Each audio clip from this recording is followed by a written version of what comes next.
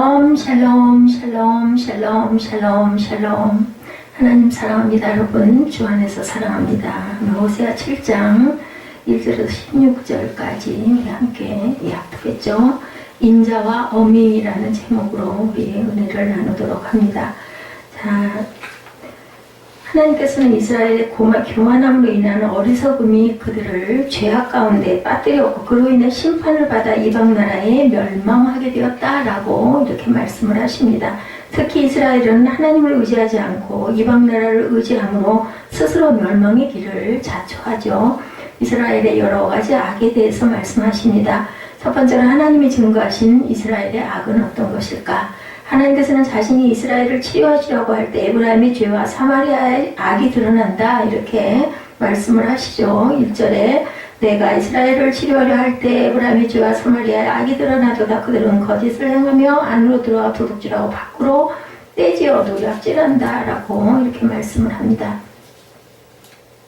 선지자들을 통하여 이 예언을 하시죠. 하나님께서 말씀하신 이스라엘에 드러나는 죄악은 그들이 괴사를 행하고 안으로 들어가 도둑질하고 밖으로 떼지어 노략질한다는 것 1절이죠. 하나님께서는 이스라엘 백성이 그들의 죄를 하나님께서 기억하셨음을 마음에 생각지 아니했고 그 행위가 저희를 애워싸고 하나님의 목전에 있다라고 말씀을 하셨는데, 자 2절에도 보니 내가 모든 악을 기억하였음을 그들이 마음에 생각하지 아니하거니와 이제 그들의 행위가 그들을 애워싸고 내 얼굴 앞에 있도다. 그들이 그 악으로 왕을 그 거짓말로 지도자들을 기쁘게 한다라고 이렇게 얘기를 해요. 그 악과 그죠? 예, 거짓말로 지도자들을 기쁘게 한다. 뭐 감언, 이설, 아첨 이런 걸 얘기하시지 않겠습니까? 이런 이야기를 하고 계신다. 알고 있다는 거죠.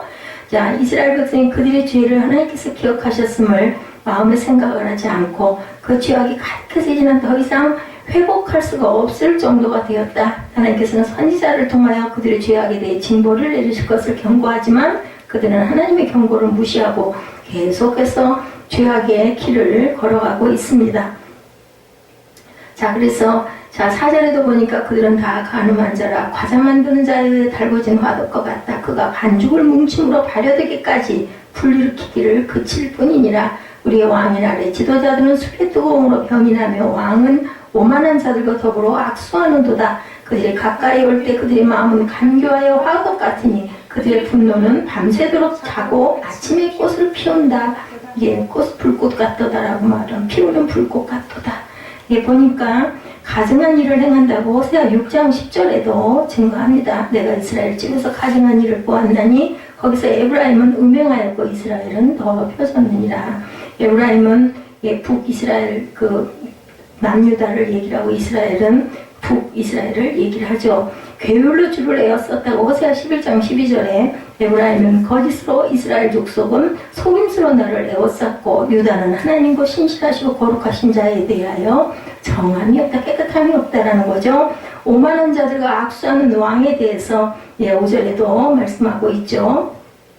그들의 악으로 왕을 거짓말로 지도자를 기쁘게 했다. 자, 그래서 보니까 다 가늠한 자라고 말씀을 합니다. 이스라엘 백성이 악으로 왕을 거짓말로 반백들을 기쁘게 한다라고 3절에 말씀합니다. 이는 그들이 도적질과 약탈을 위하여 왕에게 뇌물을 바치고 거짓말로 아부함으로 권세 잡은 자들을 기쁘게 했다. 그들은 하나님의 공의를 버리고 인간의 더러운 방법으로 생활하고 자신 데에 이득을 추구했다. 또한 하나님께서는 이스라엘 왕과 방백과 모든 백성이 가늠하는 자라고 4절에 말씀을 하고 있죠. 4절에 그들은 다 가늠하는 자다 이렇게 말씀을 합니다. 그들의 음행에 대해서 빵 만드는 자에게 달궈진 화덕과 같다라고 말씀을 했는데, 이는 빵 만드는 자가 반죽을 뭉침으로 발효되기까지만 불일으키기를 그친 것 같이 그들의 더러운 욕심이 불릴 듯함을 말씀을 합니다. 왕의 날에 반객들이 술의 뜨거움으로 인하여 병이 난다는 말은 술 취함을 의미하고 있고, 술 취함은 방탕함을 상징하는 것으로 왕과 방백들은 술에 취하기를 즐거워했다. 방탕한다라는 거죠. 또한 왕이 오만한 자와 더불어 악수를 한다는 것은 왕이 공의의 법을 행하지 않고 악인들과 더불어 교제를 나눔을 뜻합니다. 왕은 하나님의 법을 세우기 위하여 악인들을 징벌하고 의인을 상주해야 함에도 불구하고 악인들과 교제 악수를 계속 쌓아가며 범죄에 동참하고 있다. 그래서 패역한 자의 무리가 된다고 예레미야 9장 2절에 내가 광야에서 나그네가 머무를 곳을 얻는다면 내 백성을 떠나가리니 그들은 다 간음하는 자여 반역한 자의 무리가 되미로다. 오만한 자의 자리에 앉지 말라고 시편 1편 1절이죠. 복 있는 사람은 악인들의 꾀를 따르지 아니하며 죄인들의 길에 서지 아니하며 오만한 자들의 자리에 앉지 아니하여야 된다. 어떤 사람들은 복이 있으려면 이렇게 해야 된다. 그래서 오만한 자들의 괴계에 대해서 하나님께서 왕과 악수하는 오만한 자들의 괴계에 대해서 계속해서 말씀을 합니다. 그들은 화덕같이 뜨겁고 그죠? 예, 그렇게 악수를 했다가는 너희는 죽을 수밖에 없다라는 거죠. 그들은 엎드려 기다릴 때 그의 마음을 화덕같이 예배하되 마치 빵 만드는 자가 밤새도록 자고 아침이 피우는 불이 일어나는 것 같다. 그들은 왕과 교제를 나누면서도 마음속에는 왕을 반역하려는 악한 계획을 가지고 있었다. 악인들이 다 화덕같이 뜨거워져서 재판장들을 삼키며 왕들을 엎드러지게 한다는 것은 법을 무시하고 무례하게 행한다는 것이 그 일들이 편만하게 펼쳐져 있다는 걸 말씀을 합니다. 하나님께서는 왕과 재판장들을 세우셔서 사회의 질서를 유지하게 하셨는데 이를 무시하고 공의에 도전하는 것은 하나님께 대한 도전 행위다 이 말씀이에요.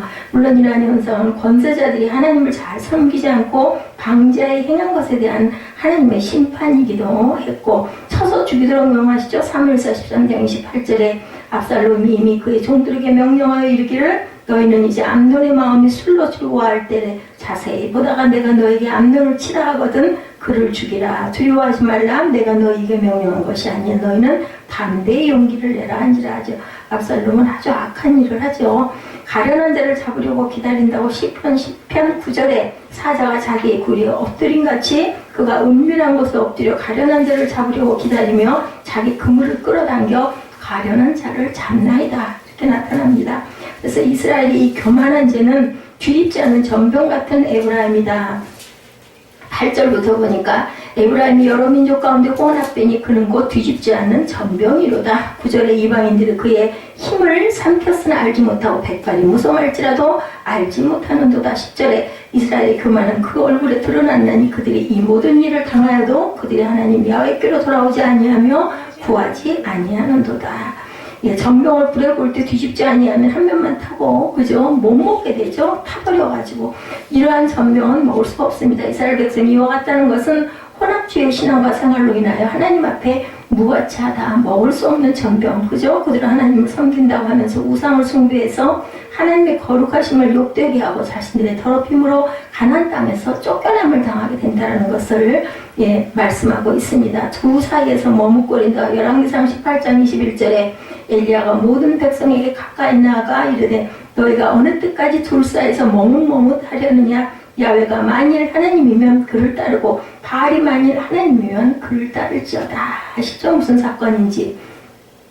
엘리야의 그 많은 그 악한 무리를 무찌르는 그러한 그 점성가들을 무찌르는 사건입니다. 이렇게 백성들 보고 너희들 어느 쪽으로 쓸 거야? 뭐 머뭇머뭇하고 해서 바알 따라갈래? 하나님 따라갈래? 그 얘기예요. 백성이 말 한마디도 대답하지 아니한다라고 증거합니다. 두 주인의 섬김에 대해서 마태복음 6장 24절에도 한 사람이 두 주인을 섬기지 못할 것이니 혹 이를 미워하고 저를 사랑하거나 혹 이를 중히 여기고 저를 경히 여김이라 너희가 하나님의 재물을 겸하여 섬기지 못하느니라.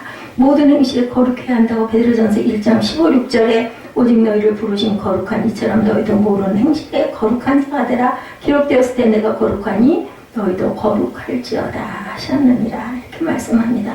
얼굴에 증거가 되는 교만이 드러난다라고 얘기하죠. 하나님께서는 이스라엘의 교만은 그의 얼굴에 증거가 된다 이렇게 말씀을 합니다. 10절이죠. 이스라엘의 교만은 그 얼굴에 드러나니 그들이 그 모든 일을 당하여도 그들의 하나님 야훼께로 돌아오지 아니하며 구하지 아니하는도다. 뭐하기 때문에? 교만하기 때문에. 하나님께서는 이 죄악의 근본된 요소가 바로 교만이다. 이스라엘의 교만한 행위에 대해서 말씀하죠. 그들의 교만은 이방인들에 의한 침략을 받고 수탈을 당하면서도 하나님께로 돌아와 하나님을 구하지 않는 것, 이게 바로 죄입니다. 하나님께서 징계의 채찍을 들어 치심에도 불구하고 회개하지 않는 자들은 용서받을 기회를 영원히 상실하고 한다. 어리석은 자들로 하나님 앞에서 가장 교만한 자들이 바로 어리석은 자들이다.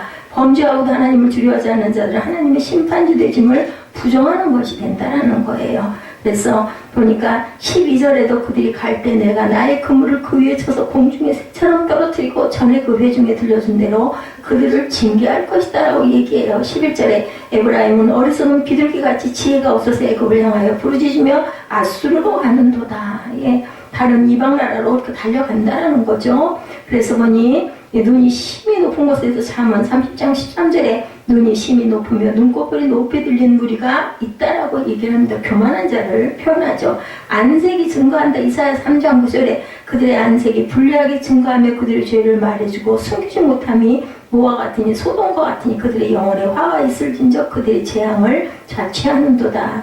수치를 너희가 알지 못하냐. 에레미야 3장 3절에 그러므로 단비가 그쳤고 늦은 비가 없어졌느니라. 그럴지라도 내가 창리의 낯을 가졌으므로 수치를 알지 못하느니라. 이렇게 늦은 비 단비가 없어져 버리면 어떻게 해요? 곡식도 거둘 수가 없고 그저 황폐하게 돼요. 그런데도 불구하고 창녀처럼 수치를 알지 못하고 너희들 죄를 알지 못하느냐. 그래서 이스라엘의 어리석은 악행과 징벌에 대해서 지혜 없는 어리석은 비둘기 같다고 11절부터 말씀하죠. 하나님께서는 이스라엘을 어리석은 비둘기에 비유하십니다. 이는 비둘기가 먹이를 찾아가다가 그물을 보지 못하고 잡히는 것을 이스라엘의 비유로 든 거죠.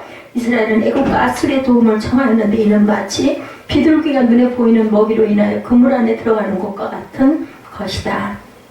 즉 이스라엘은 구원을 받으려고 이방 나라의 도움을 청했지만 그들은 이스라엘을 멸망시키는 그물이었다라는 겁니다. 어리석은 자는 스스로 자신의 생명을 이렇게 파멸시킨다. 하나님께서는 이스라엘이 어리석인 비둘기같이 애국과 아수르의 도움을 청하려 할 때 그물을 쳐서 그들을 공중의 새처럼 떨어뜨리시겠다라고 말씀을 하죠. 11절에 보니 이렇게 말씀을 합니다. 그리고 12절에도 공중에 그물을 친다고 말씀하죠. 13절에 화 있을진저 그들이 나를 떠나 그릇 같다. 패망할진저 그들이 내게 범죄하였다. 내가 그들을 건져주려 하나 그들이 나를 거슬러 거짓을 말해. 도와주고 건져주려고 해도 어쩔 수가 없어. 거짓 속에 있기 때문에 성심으로 나를 부르지 아니하고 오직 침상에서 슬피 부르짖으며 곡식과 세포 조주로 말미암아 모이며 나를 거역했다. 내가 그의 팔을 연습시켜 힘있게 했으나 그들은 내게 대하여 악을 꾀했다. 그들은 돌아오나 높이신 자기로 돌아오지 아니하니 속이는 활과 같으며 그들의 지도자들은 그여에게 거친 말로 말미암아 칼에 엎드려지니 이것이 애국 땅의 조롱거리가 된다. 이렇게 내가 너희를 건져주려고 하지만 네가 진실하지가 못했다라는 말씀을 합니다. 우상숭배하고 금송아지 만들어가지고 그죠? 예, 모세가 돌반 받으러 계명 받으러 올라갔다가 내려오니까 그 짓을 하고 있는 것 같은 그런 범죄가 너에게 그렇게 있구나. 호세아 8장 13절에도 그들이 내게 고기를 제물로 드리고 먹을지라도 야훼는 그것을 기뻐하지 아니하시고 이제 그들이 죄악을 기억하여 그 죄를 벌하리니 그들은 애국으로 다시 가리라. 예, 빗소리와 조롱을 당한다. 비소와 조롱을 당한다. 에스겔 23장 32절이죠. 주 여호와께 이같이 말씀하셨느니라. 깊고 크고 가득히 담긴 내 형의 잔을 내가 마시고 코웃음과 조롱거리를 당하리라고 말씀을 합니다. 이스라엘은 애굽에서 종살이하다가 하나님의 은혜로 구원받은 백성으로 애굽에게는 두려움의 대상이었을 수도 있는데도 불구하고 이렇게 애굽에게 굽신굽신 걸다가 결국은 너희가 내게 구원받지도 못하고 조롱거리로 끝난다. 결론은 성도는 교만한 자는 지혜를 소유하지 못하여 스스로 죽음으로 달려갈 수밖에 없음을 기억해서 항상 하나님 앞에 겸손해야 된다. 하나님의 말씀을 따라 거룩한 삶을 유지할 때 성도에게는 승리와 영광이 있다. 로마서 11장 22절입니다. 사도 바울은 하나님에 대해 두 가지 함축적인 단어로 표현하죠. 그러므로 하나님의 인자와 어미를 보라. 넘어지는 자들에게는 어미가 있으니 너희가 만일 하나님의 인자에 거하면 그 인자가 너희에게 있으리라. 그래서 오늘 제목이 인자와 어미예요. 그래서 인자 안에 우리가 거해야 되고 어미의 엄격한 위험을 우리가 보면서 항상 두렵고 떨림으로 하나님을 그저 저희들이 섬기고 살아가야 된다는 거죠. 하나님께서는 인자하시다는 것은 친절하시고 좋으신 분이라는 것, 하나님께서 엄유하시다는 것은 때로는 무섭고 엄격하게 심판하시는 분이라는 것을 우리가 잊지 말아야 되겠다. 사랑도 있으시지만 어미도 있으신 하나님이다. 호세아서는 전체 14장으로 되어 있는데 1장부터 3장까지는 하나님의 인자가 강조되고 있고 하나님께서는 타락한 아내 고멜을 사랑해서 다시 데리고 오는 호세아처럼 인자가 있으시고 사랑과 용서가 있으신 분이라는 것이 바로 1장에서 4장, 4장부터 14장까지는 9편의 설교를 통해서 하나님께서 엄유하시고 무섭게 심판하시는 분이라는 것을 강조하고 오늘도 7장이 그죠? 지금 심판하시는 판단하시는 부분에 대해서 말씀하고 계시죠. 그렇지만 하나님께서는 어미하신 분이시지만 순간순간 그래도 어쩌지 못해서 인자를 드러내고 계시다. 이스라엘 백성의 무지에 대해서 하나님께서는 분석해서 말씀하시죠. 호세아 6장 4절부터 7장 7절까지는 9편의 설교 가운데 세 번째 설교고 7장 8절부터 8장 끝까지는 네 번째 설교에 해당되는데, 세 번째 설교의 핵심은 이스라엘 백성이 하나님을 향한 인애를 잃어버림으로써 오는 악한 결과를 말하고 있고, 그리고 네 번째 설교의 핵심은 이스라엘 백성이 하나님을 향한 인애를 잃어버린 이유가 무엇인지를 말씀하고 계신다. 하나님께서는 먼저 이스라엘 백성의 무지에 대해서 분석하시죠. 저는 이방인에게 그 힘이 삼키었으나 알지 못하고 백발이 얼룩얼룩할지라도 깨닫지 못한다고 7장 9절에 말씀하고 있습니다. 9절에 보니 이방인들 그의 힘을 삼켰으나 알지 못하고 백발이 무성할지라도 알지 못한다고 이렇게 말씀을 하죠. 그래서 알지 못한다는 것과 깨닫지 못한다는 것은 모두 한자로 바꾸면 뭐예요? 무지하다. 알지도 못하고 깨닫지 못한다. 그러니까 이스라엘 백성의 문제가 무지라는 것이 두 번이나 강조되고 있다는 거. 무지처럼 무서운 게 없다고 그러죠. 막무가내로 운전 못하는 그 여성분들 막 밀어붙이고 가는 것처럼 무서운 게 없다고 하면 모르니까 이렇게 무지하다. 하나님께서는 이스라엘 백성이 세 가지에 대해서 무시하다. 첫째, 하나님께서는 무엇을 진실로 원하시는지에 대해서 몰랐다는 거 무시했다.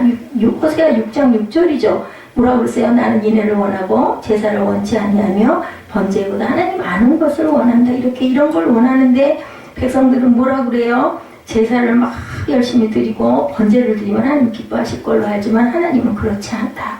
하나님께서 원하시는 것은 제사도 아니고 번제도 아니다. 인애고 사랑이라는 거죠. 이스라엘을 지으신 창조자이시고 애굽에서 건져내신 구원자시시며 가나안 땅을 주신 축복자라는 것을 알고 하나님을 사랑하기를 원한다. 나 너랑 사랑하고 싶어. 이렇게 말씀하시는 거예요. 오늘도 지금도 이 순간도. 그러나 이스라엘 백성은 지식적으로 모르는 것이 아니라 의식적으로 인정하여야 하는 것이다. 우리가 부모님이 그렇죠. 자녀가 부모를 따르고 그죠? 너무 보고 싶어하고 좋아하면은 미워할 부모가 없어요. 근데 슬슬 피하고 그죠? 멀리하려고 그러고 말 안 듣고. 왜 피해요? 거짓말하니까 피하죠. 눈 바로 똑바로 못 보죠. 그러면 속이 많이 들여다보여요. 어른이 볼 때 애는 다 보입니다. 그런데 걔는 훨씬 속여먹으려고 그러죠. 왜 속이려고 그래요? 얘기하면 혼나니까. 이런 모습을 봤을 때 하나님이 보실 때 우리를 보는 모습이에요. 우리가 하나님께 그런 애기들이죠. 그래서 자식이 부모를 부모로 인정하려 하지 않고 학생이 선생님을 선생님으로 인정하지 아니하고 성도가 목사를 목사로 인정하지 않는 것과 같다. 우리가 인정하고 인애와 사랑을 구할 줄 알아야 되겠다. 하나님께서는 이스라엘 백성이 하나님을 알고 사랑하기를 이렇게 아주 원하셨다. 그러나 그들은 그 사실에 대해서 무지했어요. 둘째, 하나님께서는 그들을 악에 대해서 잘 알고 계시라는 사실에 대해서 그들은 무지했다. 악한 것을 알고 있어. 내가 2절이죠. 그 여러 악을 기억하였음을 저희가 마음에 생각지 아니하거니와 이제 그 행위가 저희를 에워싸고 내 목전에 있도다. 이스라엘 백성은 하나님의 지식이 없는 존재로 생각을 합니다. 하나님을 지식이 없는 사람이다. 그러나 하나님께서는 지식이 없을 리가 없죠. 의지와 감정도 있으신 분입니다. 전지하신 분이기 때문에 우리 안에 감성이 있는 것도 하나님의 성품 중에 일부입니다. 우리가 행한 악도 다 알고 계시고 우리가 행한 선도 알고 계시고 우리 하나님 앞에 얼마나 진실로 기도했는지도 알고 계시는 하나님이다. 그래서 말하기를 하나님이 어찌 알랴? 지극히 높은 자에게 지식이 있으랴 하는도다. 어디요? 시편 73편 11절에 말씀합니다. 하나님이 어찌 알겠니? 지극히 높은 자에게 지식이 있으랴. 어떻게 우리의 모든 것을 다 알 수 있겠어? 이렇게 얘기했다. 악인들은 하나님을 무지한 존재로 취급한다는 것. 그러나 하나님께서는 당연히 다 아시죠. 지식이 하나님이시고 지식이 하나님이라는 사실과 지혜 하나님이라는 사실 그리고 인애 하나님이라는 사실을 우리가 알아야 되는데 이스라엘 백성들 그것을 인정하지 않았다. 세 번째, 자신들의 실상이 어떤지, 자신들의 자신 자체를 너 자신을 알라 얘기처럼 자신의 실상을 몰랐다. 자신의 현실이 어떤지를 모른다. 이방인들이 그들의 재물과 힘을 다 빼앗아와서 이제는 힘없는 존재가 되었음에도 아직 힘이 왕성한 청년인 줄로 알고 있다라는 거예요. 거울을 한 번만 봐도 자신이 힘없는 노인이 되었음을 깨달을 텐데 내가 청춘인 줄 알고 착각하고 있는 거. 이것도 우리들도, 그죠? 잘 알아야 돼요. 너 자신을 아는 게 정말 중요하죠. 거울을 그게 한 번만이 아니라 자주 봐야 돼요. 내 모습이 어떤지, 내가 부드러운 얼굴을 하고 있는지, 아니면 화나고 정말 사탄 마귀 같은 형상을 하고 있는지 스스로가 비춰보고, 얼굴뿐만이 아니라 우리 마음속도 비춰볼 줄 알아야 된다. 어떤 목사님께서 대한민국 유명한 소매치기로 소문난 사람이 병원에서 병들어 죽어가고 있다는 소식을 듣고 마지막으로 이제 전도해서 예수를 믿고 가게 해야 되겠다고 쫓아가셨어요. 하나님의 말씀과 복음을 증거하고 간절히 기도해 주었는데 기도하는 중간에 그만 숨이 끊어져 버리셨어. 그런데 그 손에 목사님의 시계가 들려 있었다는 거예요. 결국 소매치기는 죽는 날까지 자기 직업에 충실했다. 목사님이 그렇게 기도하고 있는데 죽어서 넘어간 사람의 손에는 목사님의 시계가 들려 있었다고 합니다. 자, 평생 익힌 기술을 버리지 못했다는 확인이 이렇게 드러나 있다는 거죠. 이스라엘 백성은 마치 소매치기와 같았다라는 거예요. 죽을 때가 되었는데도 죽을지도 모르고 죽을 똥 살 똥 이 얘기하죠. 하나님을 향한 범죄가 여전히 아주 극악을 떨고 있는 그들이었다. 이스라엘 백성들은 하나님께서 무엇을 원하는지 몰랐고 그들의 악에 대해서 모를 것이다 라고 생각했고, 그리고 자신들 스스로를 잘 모르는 그러한 자들 세 가지의 무지의 죄를 졌다. 이스라엘 백성의 무지를 깨우친 하나님의 교육 방법은 어땠을까요? 이스라엘 백성이 이렇게 무지하니까 하나님께서 그들을 깨우치십니다. 하나님께서 그들을 가르치시죠. 그런데 하나님께서는 교육자로서도 아주 탁월한 교육자시죠. 누구든지 쉽게 이해할 수 있는 예화가 이렇게 말씀합니다. 복음서를 봐도 예수께서 수많은 예화를 사용하고 계시죠. 그리고 사도 바울도 영적인 진리를 전달할 때는 적절한 예화를 사용하는 것을 우리가 볼 수 있는데, 호세아에서는 무려 16가지 종류의 예화가 등장하고 있습니다. 호세아에서는 어려운 학자가 이해할 수 있는 신학 논문이 아니고 누구라도 이해할 수 있는 그림책과 같은 책이라는 거예요. 호세아 7장에는 4가지 중요한 예화가 나오고 있습니다. 4가지 예화를 통해서 이스라엘 백성의 영적인 실상이 무엇이었는지 우리에게 깨우치고 있는데, 첫째, 이스라엘 백성은 뜨거운 화덕 같다라고 말씀을 하시죠. hot over 이렇게 표현합니다. 저희가 다 가늠하는 자라 빵 만드는 자에게 달궈진 화덕과 같도다 이렇게 말씀하고 있습니다. 호세아 7장 4, 5절이죠. 저가 반죽을 뭉침으로 발교되기까지만 불일으키기를 그칠 뿐 아니라 우리 왕의 날에 방백들이 술의 뜨거움을 인하여 병이 나며 왕은 오만한 자들로 더불어 악수한다 이렇게 증거되어 있죠. 사람이 아주 차가운 것보다는 뜨거운 게 나아요. 그런데 뜨거운 것도 좋은 열정으로 뜨거운 것은 좋은데 나쁜 열정으로 뜨거운 것은 어쩔 수가 없죠. 좋지가 않습니다. 이스라엘 백성은 3가지 나쁜 열정으로 뜨거웠는데 첫 번째로 정욕으로 뜨거워졌다. 정욕으로. 저희는 다 가늠한 자라 빵 만드는 자에게 달궈진 화덕 같다. 4절이죠. 4절. 그러니까 사람마다 정욕으로 뜨거워져서 가늠하고 바람을 피웠다는 거예요. 어떤 사람은 잠시 정욕을 자제하는 듯이 보여도 그것은 참된 제자가 아니었다. 마치 빵이 부풀기를 기다리는 것처럼 잠깐 정욕을 자제했을 뿐이 또 다시 그렇게 뜨겁게 부풀었다는 거죠. 항상 정욕의 불이 뜨거워져 다들 간음을 행하는 그런 사회였었다는 겁니다. 두 번째로 술로 뜨거웠다고 그렇게 말씀하고 5절에 우리 왕의 날에 방백들이 술의 뜨거움을 인하여 병이 났다 이렇게 증거합니다. 좋은 것으로 뜨거우면 좋은데 술로 뜨거워지니까 결국 몸에 병이 났다. 술로 뜨거웠다는 건 술을 열심히 몸에다 부었다는 거예요. 잘 많이 먹었다라는 거죠. 남자들이 병원에 누워있는 건 대부분 술의 뜨거움이 많다고 합니다. 세 번째, 정권을 탈취하려는 야욕으로 뜨거웠다. 7절이죠. 저희가 다 화덕같이 뜨거워져서 그 재판장들을 삼키며 그 왕들을 다 엎드러지게 하며 저희 중에는 내게 부르짖는 자가 하나도 없도다. 옳은 판결을 하는 판사들은 다 죽이고 자기 입맛에 맞는 판결하는 판사만 살려주었다는 거예요. 그리고 왕들은 계속 죽임을 당하여 정권이 계속 혁명과 살인을 통해서 교체가 되었다. 피바다를 이뤘겠죠. 그죠? 이스라엘 역사를 보게 되면 여로보암 2세가 죽고 나서 스가랴가 왕이 되었는데 스가랴는 살룸을 죽입니다. 계속 죽이고 죽고 죽이고 죽고가 나와요. 살룸은 또 무나임을 죽이고 무나임의 아들 부가이아는 베가를 죽이고 이렇게 계속 정변이 일어나고 왕들이 죽어서 정치가 혼란해요. 어떤 왕은 20일인가 며칠 왕으로 하다가 내려앉은 그런 왕도 있어요. 보니까 하나님께서 택하신 나라 하나님의 백성 이스라엘의 간음과 술과 정권 탈취의 야욕으로 가득했던 것은 그들의 마음이 좋지 않은 열정으로 뜨거운 화덕과 같았다. 했기 때문에 피바다를 이뤘다라는 게 그 열왕기상하 보면은 막 왕들이 뭐 그냥 뭐 며칠 간격으로 막 바뀌는 역사 그럼 얼마나 많이 죽였겠냐는 거죠. 무서운 세상이죠. 우리는 정말 복돼요. 그런 전쟁이 없는 어찌됐든 간에 그죠? 60년 이상을 전쟁을 안 보고 살았으니 마음이 뜨거울 때 항상 좋은 일로 뜨거워져야 되는 거예요. 뭘로? 성령 충만으로 뜨거워겠죠. 둘째로 이스라엘은 뒤집지 않는 전병과 같다라고 말하죠. 예, 전병은 우리말로 말하면 빈대떡이에요. 그죠? 자, 빈대떡을 붙이려면 아래쪽이 익으면 어떻게 뒤집어줘야 돼요. 그죠? 근데 뒤집지 못하고 그냥 빈대떡을 놔두면 밑에는 새까맣게 타서 못 먹죠. 한쪽만 익으면 절대 시커매서 먹을 수가 없습니다. 이스라엘이라고 하는 빈대떡은 앞만 익고 뒤는 설익어서 먹을 수도 없고 어떤 곳에도 쓸모가 없다 이렇게 비유하고 있습니다. 익은 부분과 익지 않은 부분이 혼합이 되면 먹을 수가 없는 전병이 되고 만다라는 거죠. 예, 그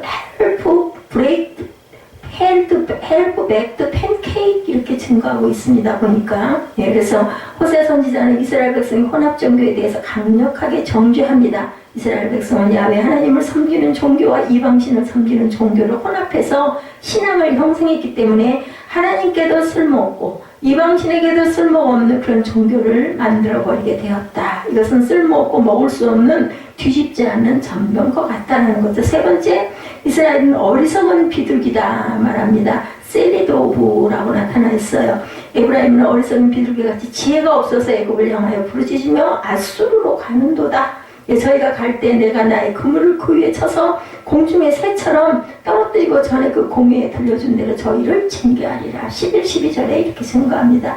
비둘기는 원래는 지혜롭죠. 그래서 비둘기처럼 지혜로우라고 하잖아요. 근데 비둘기는 편지를 전달할 수 있을 정도로 방향성도 굉장히 뛰어납니다. 그런데 이스라엘의 비둘기는 너무 어리석어서 동쪽으로 날아가러 가면 서쪽으로 가고 남쪽으로 날아가러 가면 북쪽으로 간다.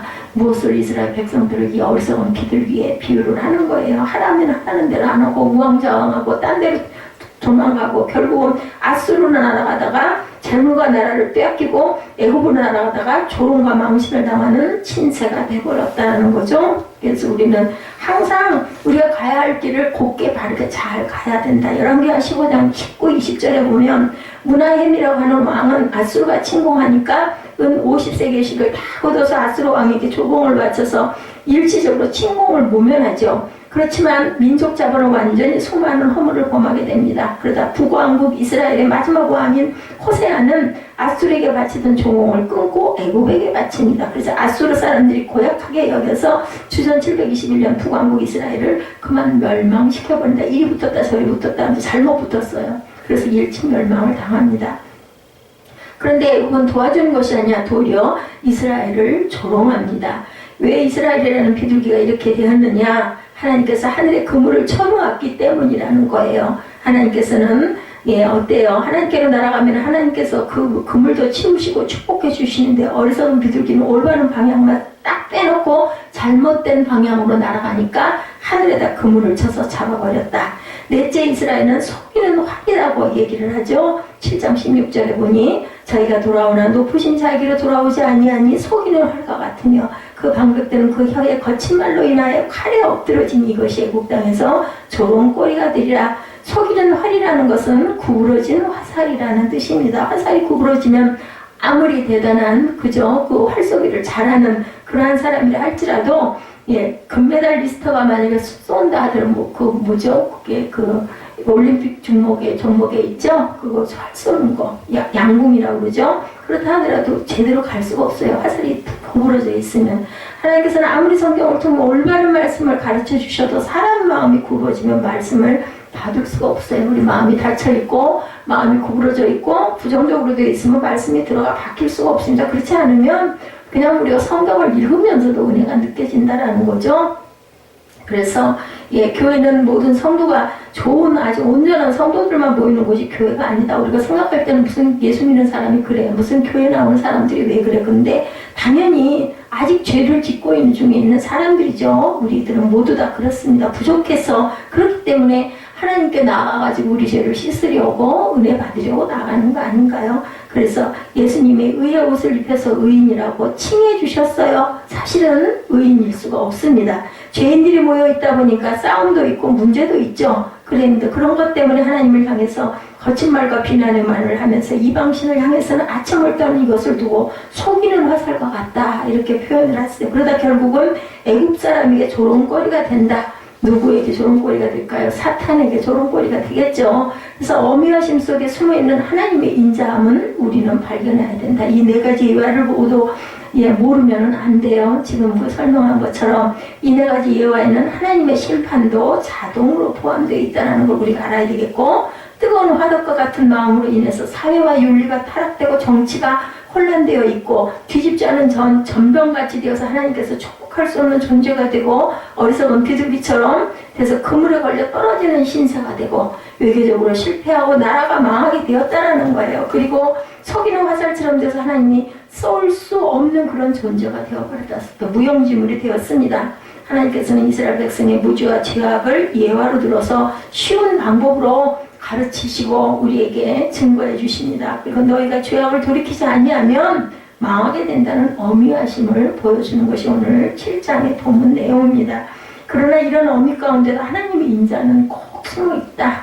무서운 아버지들은 나중에 보면 뒤에서 울고 계신다고 그래요. 우리 그 아버지들 일생에 두 번, 세 번밖에 안 온다고 해도 사실은 자식들 종아리 쳐놓고 나면 잘 때 다리 쓸어주지 않아요? 그리고 약 발라주고 엄마한테 모르는 척 하면서도 마음이 그렇게 아프다는 거죠. 하나님께서는 엄한 아버지신데는 아버지이시면서도 마음으로는 울고 계신다라는 것. 그래서 에브라임아 내가 내게 어떻게 하랴, 유다야 내가 내게 어떻게 하랴, 너희의 인애가 아침 구름이나 쉬 없어지는 이슬 같도다. 호세아 6장 4절에서 이렇게 말씀합니다.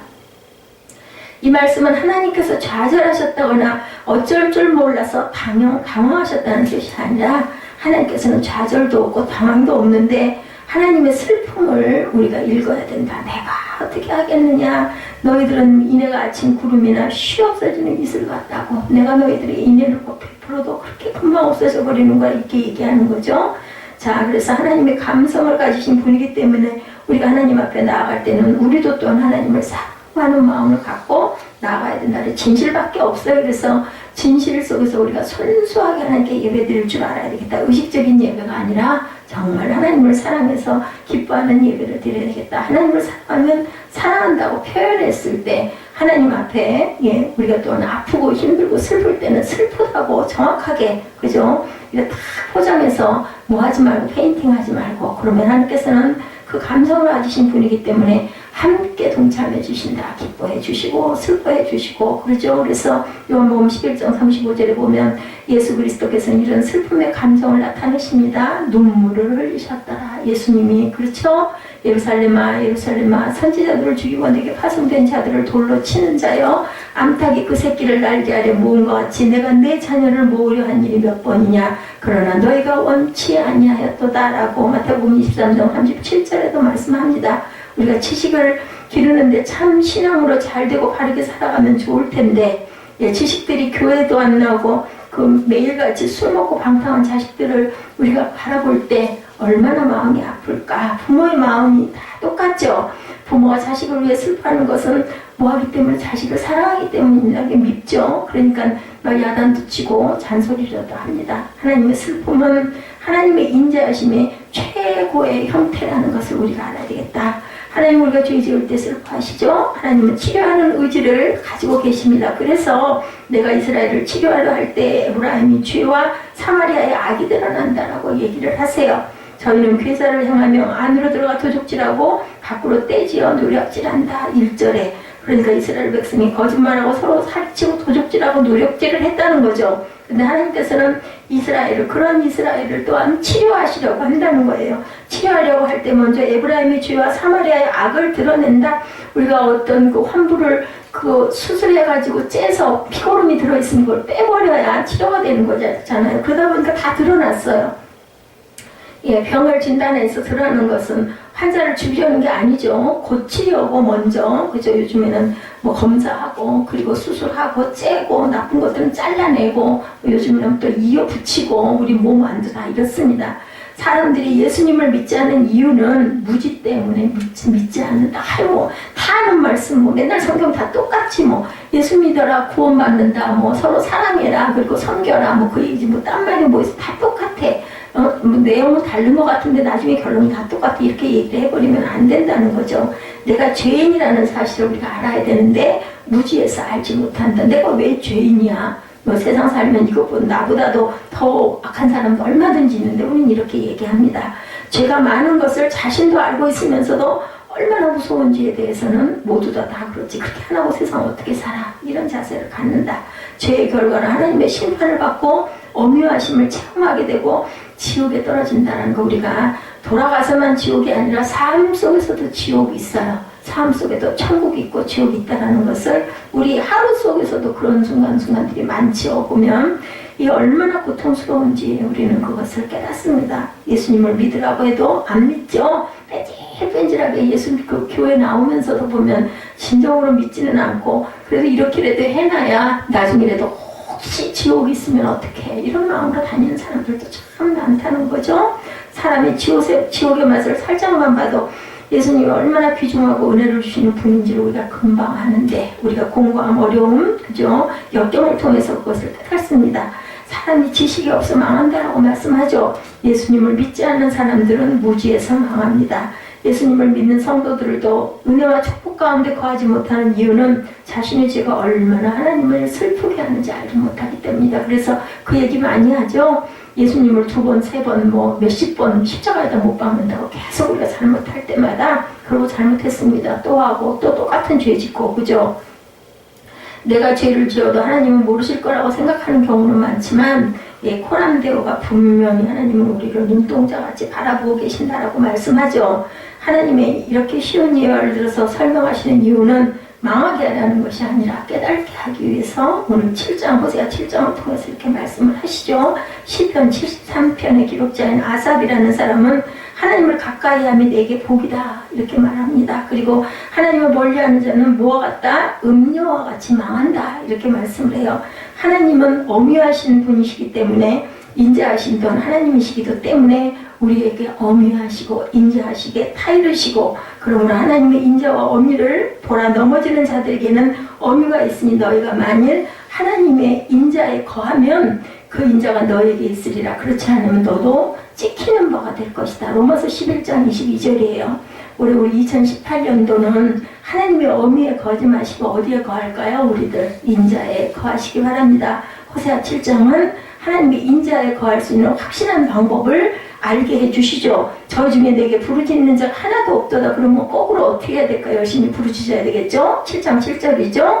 이 모든 일을 당하여도 하나님 야훼께로 돌아오지 아니하며 구하지 아니하는도다. 10절에 그럽니다. 그러면 구하고 그저 하나님 앞에 돌아오면 되겠죠. 성심으로 나를 부르지 않는다. 14절에 얘기하면 열심히 불러야 합니다. 저희가 돌아오나 높으신 자에게로 돌아오지 않는다. 16절에 마지막으로 말씀합니다.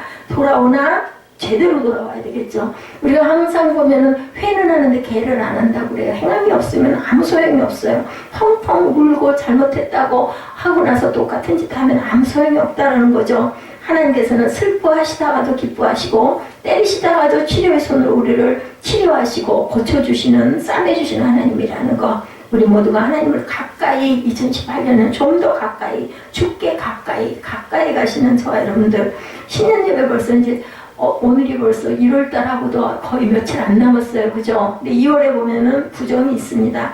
근데 지금 한 달이 오면서 우리는 과연 그죠? 우리 신년 예배 때 성구영신 때 우리 마음을 돌이켜보고 새해에 대한 다짐을 하고 결심을 한 것을 한 달을 살아오면서 과연 어땠는지 다시 또 부정이 있으니 그때를 또한 시점을 해가지고 다시 한번 마음을 다잡는 저와 여러분이 내셔야 되겠죠?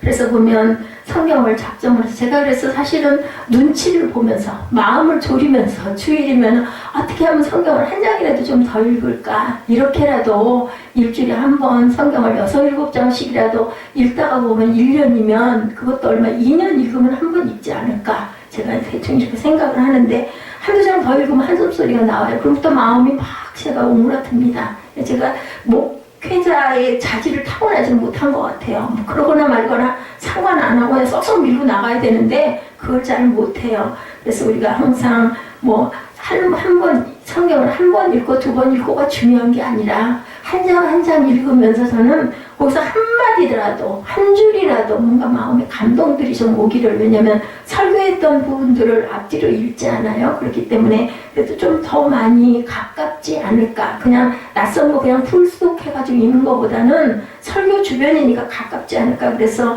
그 3부 예배는 힘도 들고 하니까 그냥 뭐 설교하는 거 뭐 좋겠어요. 불편하겠죠. 그러니까 그냥 읽기라도 합시다 이렇게 하는데, 이렇게 해서 우리가 자꾸 읽고 기도도 안 되면 주기도문이라도 열심히 하면서 거기서 우리 기도가 줄기가 좀 잡혀서 나만을 위한 게 아니라 이웃을 위한 기도를 열심히 할 줄 아는 그런 마음들이 이제는 정말 마음에 다 박혀가지고 그냥 딱 기도하면은 나라와 민족을 위해서 기도하고 어렵고 아픈 사람들을 위해서 우리가 기도하고 내 주변에 그 이웃들을 위해서 기도하는 그런 2018년이 되시기를 주님의 이름으로 축복합니다.